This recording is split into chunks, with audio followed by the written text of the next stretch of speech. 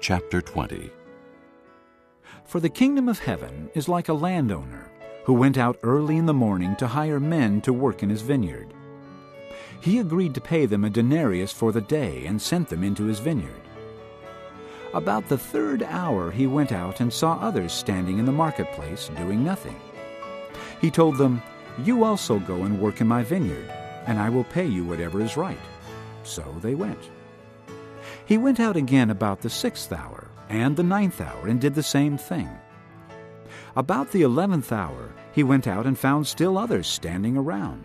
He asked them, "Why have you been standing here all day long doing nothing?" "Because no one has hired us," they answered. He said to them, "You also go and work in my vineyard." When evening came, the owner of the vineyard said to his foreman, "Call the workers and pay them their wages, beginning with the last ones hired and going on to the first." The workers who were hired about the 11th hour came and each received a denarius. So when those came who were hired first, they expected to receive more. But each one of them also received a denarius. When they received it, they began to grumble against the landowner. "These men who were hired last worked only 1 hour," they said, "and you have made them equal to us who have borne the burden of the work and the heat of the day." But he answered one of them, "Friend, I am not being unfair to you. Didn't you agree to work for a denarius? Take your pay and go. I want to give the man who was hired last the same as I gave you. Don't I have the right to do what I want with my own money? Or are you envious because I am generous?" So the last will be first, and the first will be last.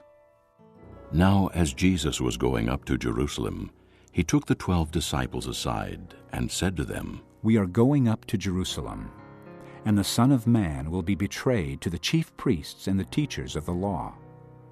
They will condemn him to death, and will turn him over to the Gentiles to be mocked and flogged and crucified. On the third day he will be raised to life." Then the mother of Zebedee's sons came to Jesus with her sons, and kneeling down, asked a favor of him. "What is it you want?" He asked. She said, "Grant that one of these 2 sons of mine may sit at your right, and the other at your left in your kingdom." "You don't know what you are asking." Jesus said to them, "Can you drink the cup I am going to drink?" "We can," they answered. Jesus said to them, "You will indeed drink from my cup, but to sit at my right or left is not for me to grant. These places belong to those for whom they have been prepared by my Father." When the 10 heard about this, they were indignant with the 2 brothers. Jesus called them together and said, "You know that the rulers of the Gentiles lord it over them, and their high officials exercise authority over them. Not so with you. Instead, whoever wants to become great among you must be your servant. And whoever wants to be first must be your slave, just as the Son of Man did not come to be served, but to serve, and to give his life as a ransom for many." As Jesus and his disciples were leaving Jericho, a large crowd followed him.